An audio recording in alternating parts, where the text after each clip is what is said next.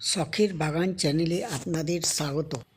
আজ জানুয়ারির মধ্যম লগ্নে আমার শখের বাগানের সমস্ত গাছেদের নিয়ে একটি নতুন ভিডিও উপহার দেব। শীতকালীন ফুলের চারা গাছগুলি একটু একটু করে বড় হয়ে এখন ফুলও ফুটতে শুরু করেছে। আপন মনে এক অপরূপ সৌন্দর্যে সেজে উঠছে তারা। এটি হলো ক্যাপসিকামের গাছ। 3টি চারা আমি নার্সারি থেকে কিনে এনেছিলাম। তার মধ্যে 2টি খুব ভালোই বড় হয়েছে, একটা বড় হয়নি। এই গাছগুলির মধ্যে ফুলও আসতে শুরু করছে, আশা করি ফলও হবে। এরপরে দেখাবো আমার ছাদ বাগানের বাগান বিলাস। এই গাছটি আমি একটা ডাল এনে পুঁতে দিয়েছিলাম এবং তার থেকে চারা তৈরি করেছিলাম।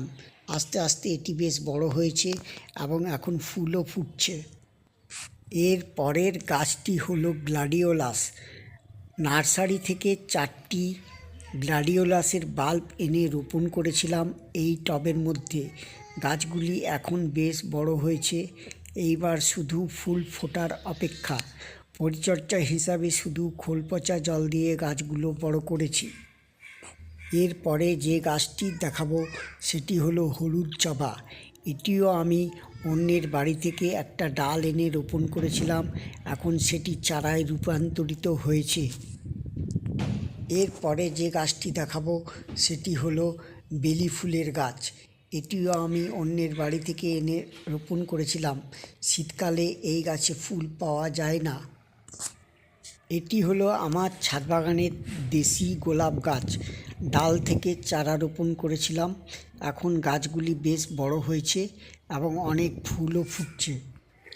দেশি গোলাপ গাছের বৃদ্ধি অনেক ভালো হয় আর অনেক ডালপালা মেলে, যার ফলে কুড়িও আসে প্রচুর, ফুলও ফোটে অনেক।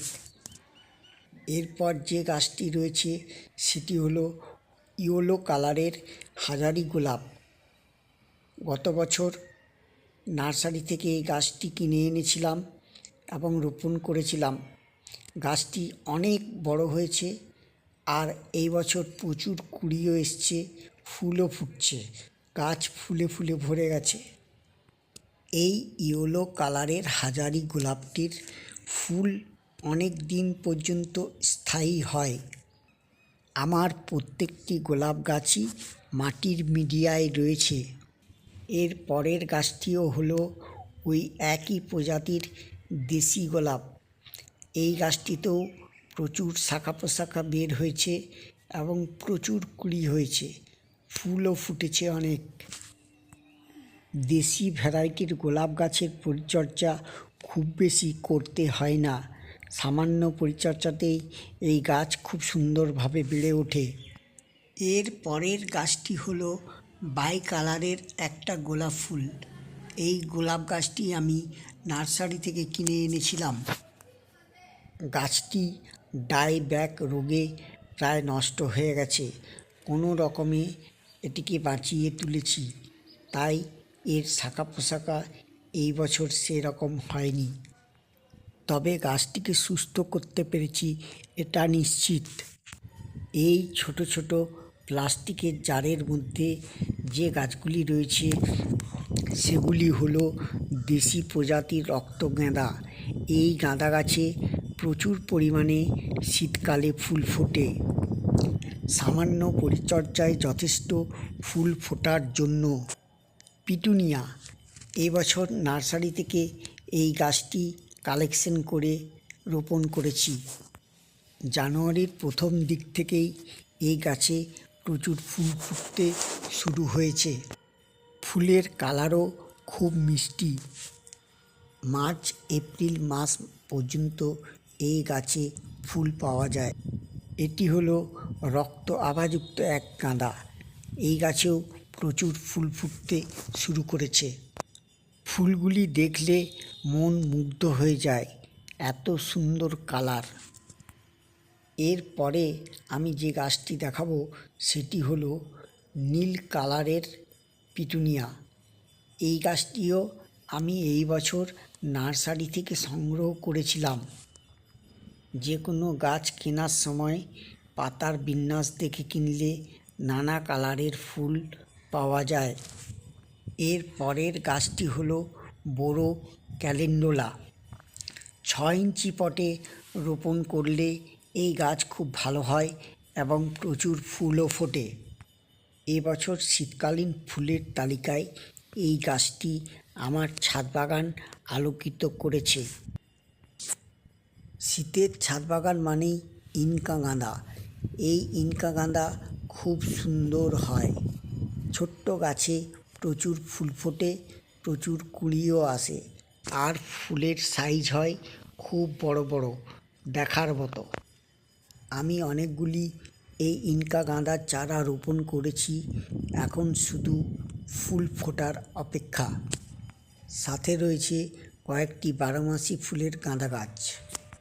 শীতের এই ফুল গাছগুলি মাত্র কয়েক মাসের জন্য আমাদের ছাদ বাগানে এসে ফুলে ফুলে ভরিয়ে তোলে। আর সেই সাথে রয়েছে আমাদের ছাদ বাগানের ডালিয়া। এই ডালিয়া গাছও খুব সুন্দর হয়। মাত্র 8 ইঞ্চি পটে খুব সুন্দরভাবে চারা রোপণ করে গাছ তৈরি করা যায়। এই ডালিয়া গাছগুলি আমি কয়েকদিন আগেই রোপণ করেছি। এত গাছের মধ্যেও কয়েকটি চন্দ্রমল্লিকা না থাকলে বাগান যেন ফাঁকা ফাঁকা মনে হয়। এই চন্দ্রমল্লিকা ফুল ফোটার পর 10-15 দিন পর্যন্ত স্থায়ী হয়। এই চন্দ্রমল্লিকা গাছে প্রচুর ফুল পেতে প্রায় 7-8 মাস আগে চারা রোপণ করতে হয়। ছোট ছোট চারা থেকে 7-8 মাস লালন পালন করার পর গাছগুলি যখন একটু একটু করে বড় হয়ে নভেম্বর-ডিসেম্বরের পর গাছ ভর্তি ফুল দেয়, তখন মন যেন আনন্দে ভরে ওঠে। একটা টবের গাছে কয়েক হাজার ফুল ফোটে। একটা গাছেই কয়েক হাজার ফুল পেতে বর্ষার শুরুতেই এই গাছ রোপণ করতে হয়। তবেই 7-8 মাস লালন পালনের পর নভেম্বর-ডিসেম্বর মাসে এই গাছে প্রচুর কুঁড়ি আসে আর অনেক ফুল ফোটে। আমার ছাদ বাগানের এই চন্দ্রমল্লিকাটিতে কুঁড়ি এসছে, কিন্তু ফুলের কালার এখনও দেখা যায়নি। পরের যে চন্দ্রমল্লিকা গাছটি রয়েছে সেই গাছটিতে ফুল ফুটতে শুরু করেছে। ফুলের কালার হলো ডিপ ইয়েলো। এই ইয়েলো কালারের চন্দ্রমল্লিকার ফুলের রং খুবই মিষ্টি। এর পরের চন্দ্রমল্লিকা যে গাছটি রয়েছে সেটির কালার ডিপ মেরুন। এই গাছটিতেও একটা দুটো করে ফুল ফুটতে শুরু করেছে, কুঁড়িও এসছে প্রচুর। এই একই ভ্যারাইটির গাছ এটিও, ওই একই ভ্যারাইটির কালার এবং একই ফুল। এই গাছটিতেও অনেক ফুল ফুটতে শুরু করেছে। এই গাছটি বেশ অনেক বড় হয়েছে আর গাছটিতে প্রচুর কুঁড়িও এসছে। সব ফুলগুলি একসাথে ফুটলে খুবই সুন্দর দেখতে লাগবে। এর পরের যে চন্দ্রমল্লিকা সেটি হলো লাইট ইয়েলো। এই গাছটিতেও একটি দুটি করে ফুল ফুটতে শুরু করেছে, কুঁড়ি এসছে অনেক। এর পরের গাছটি আমার ছাদ বাগানের এবছরের সেরা চন্দ্রমল্লিকা গাছ। এই গাছটি প্রচুর ফুল এসছে, প্রচুর কুঁড়ি এসছে, ফুল ফুটতে শুরু করেছে। ফুলের কালার হালকা গোলাপির সঙ্গে মাঝখানে ডিমের কুসুমের মতো হলুদ অংশ রয়েছে। এবার আসি আমার ছাদ বাগানের কয়েকটি সবজি গাছে। এখানে আমি টবের মধ্যেই বেগুন গাছ রোপণ করেছি। গাছটি বেশ বড় হয়েছে আর ফুলও এসছে, ফল ধরতেও শুরু করেছে। এই টবেও আরেকটা বেগুন গাছ রোপণ করেছি, যে বেগুন গাছটি বৃদ্ধি আস্তে আস্তে হচ্ছে। এই বেগুন গাছটিও একটু একটু করে বড় হচ্ছে, ফুল আসতে শুরু করেছে, ফলও ধরতে শুরু করেছে। তুলনামূলকভাবে এই গাছটির বৃদ্ধি একটু বেশ বড়ই হয়েছে। এই গাছটি আমি একটা 10 ইঞ্চি গ্রো ব্যাগে রোপণ করেছি। এই গাছটিও অনেক বড় হয়েছে, ফুলও এসেছে, আর একটা বেগুনও ধরেছে যার সাইজ বেশ বড় হয়েছে। এই সবকটি বেগুন গাছই হাইব্রিড বেগুনের চারা। একটি প্লাস্টিকের ক্যারেটের মধ্যে মাটি দিয়ে আমি এই ধনেপাতা রোপণ করেছি। ধনেপাতাগুলো বেশ বড় হয়েছে। এই ধনেপাতা প্রায়শই আমাদের রান্নাঘরে রান্নার কাজে লাগে। এই প্লাস্টিকের ক্যারেটের মধ্যে আমি পুনকা শাক রোপণ করেছি। এই পুনকা শাকগুলো বেশ বড় বড় হয়েছে, কয়েকবার তুলে খাওয়াও হয়েছে। এবার দেখাবো আমার ছাদ বাগানে লঙ্কার গাছ। এই লঙ্কার গাছগুলি আমি অনেকগুলো রোপণ করেছি। প্রত্যেকটি গাছেই প্রচুর প্রচুর ফুল আসে, আর প্রায়শই লঙ্কা ধরতেই থাকে, যা বাড়ির চাহিদা মেটাতে যথেষ্ট। ছাদ বাগানিদের কাছে একটি কমন সমস্যা হলো লঙ্কা গাছের পাতা কুঁকড়ে যাওয়া। প্রতি সপ্তাহে ইমিডাক্লোপিড জাতীয় যে কোনো কীটনাশক লঙ্কা গাছে নিয়মিতভাবে স্প্রে করলে গাছের পাতা খুব ভালো থাকে, গাছও সুস্থ থাকে। এবার দেখাবো টমেটো গাছ। কয়েকটি প্লাস্টিকের কৌটোর মধ্যে আমি এই টমেটো গাছগুলি রোপণ করেছি। টবের অভাবে এরকম লাগাতে হয়েছে গাছগুলি। প্রত্যেকটি গাছেই প্রচুর ফুল এসছে, টমেটোও ধরতে শুরু করেছে। এবার শুধু টমেটো পাকার অপেক্ষা। টমেটোর পর এবার দেখাবো আমার বাগানের মটরশুঁটি গাছ। এই মটরশুঁটি গাছগুলিও আমি কয়েকটি গ্রো ব্যাগের মধ্যে রোপণ করেছি। প্রত্যেকটি গাছেই প্রচুর ফুল এসছে, আর প্রচুর মটরশুঁটিও ধরতে শুরু করেছে। মটরশুঁটি গাছ আকর্ষের সাহায্যে অবলম্বনকে জড়িয়ে ধরে বড় হয়, তাই আমি কয়েকটি লাঠির সাহায্যে এদের অবলম্বন তৈরি করে দিয়েছি। সেই অবলম্বনকে জড়িয়ে ধরেই গাছগুলো বেশ লম্বা হয়েছে, আর প্রচুর মটরশুঁটি ধরেছে। এরপরে আমি আসব আমার বাগানের শশা গাছে। এই শশা গাছটি আমি মাটির মধ্যে রোপণ করেছি, এবং শশা গাছও যেহেতু অবলম্বনকে জড়িয়ে ধরে বড় হয়, তাই কয়েকটি লাঠি দিয়ে আমি এদের অবলম্বন তৈরি করে দিয়েছি। গাছগুলো বেশ বড় হয়েছে, ফুল এসছে, শশাও ধরতে শুরু করেছে। এই শশা গাছটিও আমি একটি ফলের ক্যারেটের মধ্যে রোপণ করেছি। এখানে 3-4টি গাছ রয়েছে, প্রত্যেকটি গাছই অনেক বড় হয়েছে, প্রত্যেকটি গাছেই প্রচুর ফুল আসছে এবং ফলও ধরতে শুরু করেছে। আমি আমার বাগানের প্রত্যেকটি গাছেই অর্গানিক সার ব্যবহার করি, তাই প্রত্যেকটি গাছের গ্রোথ খুব ভালো হয়, এবং যাতে তাদের রোগ পোকা না হয় তার দিকে খুবই ভালোভাবে খেয়াল রাখি।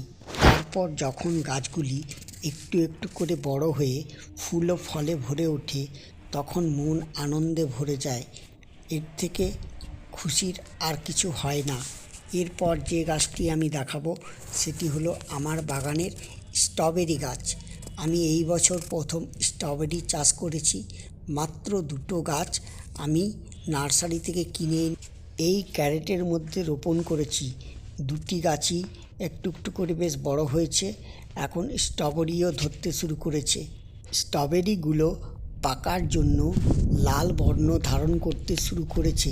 কয়েকদিন পরেই এরা খাওয়ার যোগ্য হয়ে উঠবে। একটি স্ট্রবেরি গাছ থেকে প্রায় 500-600 গ্রাম পর্যন্ত স্ট্রবেরি পাওয়া যায়। আর কষ্ট করে লাগানো গাছের ফল মিষ্টি তো হবেই। সেই সাথে বাগানের ফুলগুলি যখন আপন মহিমায় পাপড়ি মেলে, তখন মনে হয় সমস্ত কষ্টের ফল সার্থক হয়েছে।